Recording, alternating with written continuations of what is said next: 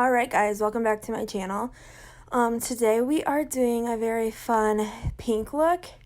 So I hope you guys are ready. It should be very unique. It's very bright, but it's actually so simple because it's just the Hit the Lights palette with just the pink. And I'm doing like a halo effect here. And then just a couple steel shadows. And now my steel shadows, just before I even start with them, we're getting pretty dried out, so I had to work with them a little bit more than you usually would. But yeah, so what I'm doing right now is just making the pink really pop.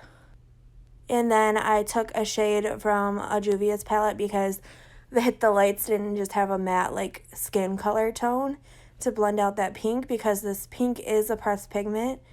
You want to be able to blend it out with something easy.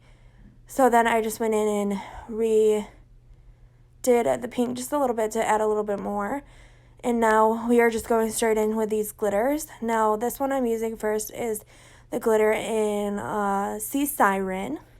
And I'm just using that one first. It's like a pink with a blue duochrome effect. And I'm using that one first. And I'm going to make the whole shape of the halo with that. And like I said, it was a little bit dry, but you know, what can you do? I have had these for like a year, these two that I'm going to be using today. So I can't really expect much more, but yeah. So I just had to like finesse it a little bit and go about it. So I'm just finishing up the shape and making sure there's enough of that blue pink tone. Then I'm going in with the second glitter, and this one is in Sunset Cove. Now this one is more like a pink with a, I don't even know what reflect, maybe like an orangey reflect. And I'm just going in with that and applying it over again, that area, to make it pop just a little bit more and have even more dimension. Then I'm just cleaning up and I'm going for like a winged out effect like usual on the shape. And just cleaning that up a bit. And then I do pop off and do my other eye off camera, add eyeliner and everything too. Then I'm just going in with Benefit Professional, and we're going to get started on the face. And this just helps to fill in your pores a little bit. I like to swipe it and then pat it in. And then we're also taking the Lancome Prep and Matte primer, and we're just adding that a little bit to make it matte. And then we're going in with a Flower Beauty foundation. And I'm going to be using that one today because I am self-tan, but I'm also going to be mixing the Maybelline Urban Cover in to get the right shade for my self-tanner. These are both pretty good. I don't use them very often because they're not my absolute faves, but they are pretty good. They're about medium coverage each, so I do have to go in and layer a little bit to get some of my acne scarring and stuff covered up.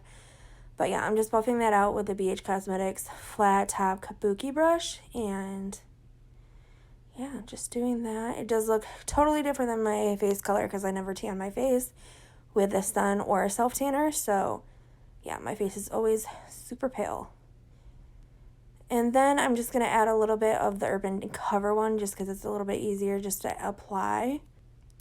And I'm just adding a little bit of that and then buffing it in with that flat top kabuki again. And just making sure that I get a decent amount of coverage everywhere else. So then, like usual, we're going to go in with concealer. Today I'm using the e.l.f. Camo Concealer. I've been using this a lot lately. I think this is in the color Light Sand. And it's a little bit dark for this foundation, but the foundation was just a tad too dark, so it really evened everything out. So putting that in my normal spots. And then I'm going to go in and start blending it with that same BH brush.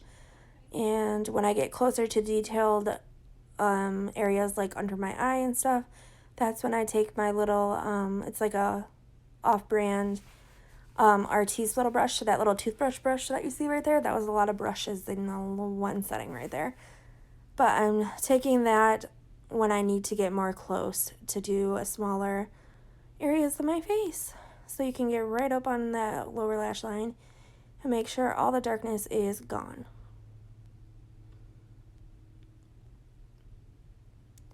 I do like to run over it afterwards with the big brush just to make sure that everything is pretty seamless.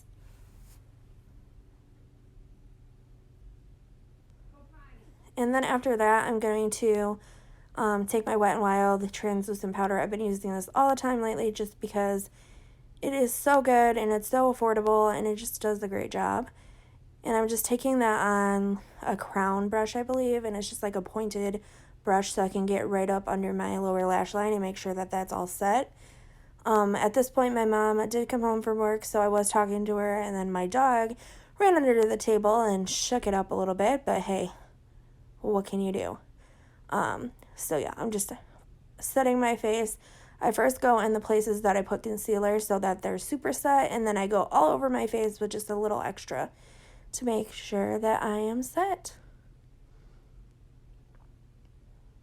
Then after that, I'm going to be taking my Too Faced Chocolate Soleil bronzer, and I'm just going to be applying that in the hollows of my cheeks, my forehead, and under my chin like usual, just to bring some warmth to the skin. And then next, I'm taking my e.l.f.